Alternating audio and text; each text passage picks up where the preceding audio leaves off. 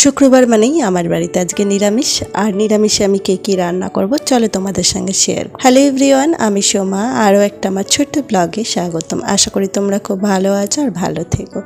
তো আজকে তো ভোর 5টার সময় উঠেছি, যেহেতু ওমের স্কুল থাকে, ওকে রেডি করে স্কুলে দিয়ে ওর টিফিনে আজকে করে দিয়েছিলাম একটু আলুর চচ্চড়ি আর পরোটা। ওটাও বেশ ভালো খায়, ওটাই ওকে করে দিয়েছি। আর এদিকে তারপর বাড়িতে এসে সমস্ত কাজ মোটামুটি সেরে চলে আসলাম রান্নাঘর।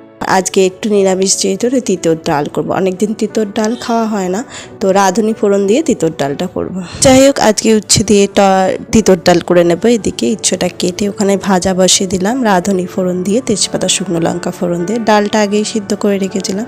হাজব্যান্ড যাবে যেহেতু অফিসে, তাই সকাল সকাল রান্নাটা সেরে নেবো। ওদিকে মনও যাবে স্কুলে, তো সেই জন্য রান্নাটা সেরে নিলাম।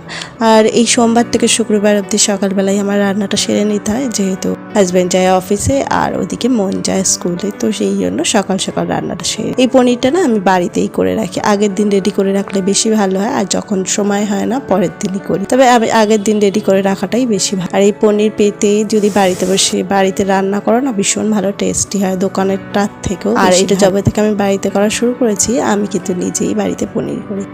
আজকে বানাবো নারকেলের বড়া। নারকেলটা কুড়িয়ে নিয়েছি, আর আগের দিনটা মটর ডাল আর চাল একটু একসঙ্গে ভিজিয়ে রেখেছিলাম, যেটা পেস্ট করে নিলাম। আর এরকমভাবে একটু চাল যদি ওর সঙ্গে পেস্ট করে দাও, ভীষণ মচমচে হয়, বেশ ভালো লাগে।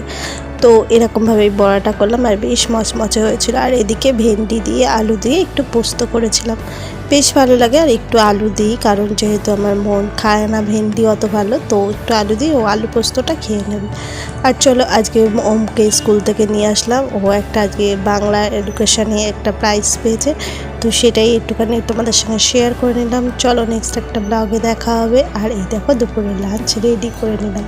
এবার ওমকে নিয়ে স্নান টান করে আসলো, তারপর খেতে দিয়ে দেবো। আজকে তো লাঞ্চ এটাই ছিল। তোমরা যে যেখান থেকে দেখছো, যদি আমার ব্লগটা ভালো লাগে তোমরা প্লিজ সাবস্ক্রাইব করে পাশে থেকো। নেক্সট একটা ব্লগে দেখা হবে, ততক্ষণের জন্য টাটা।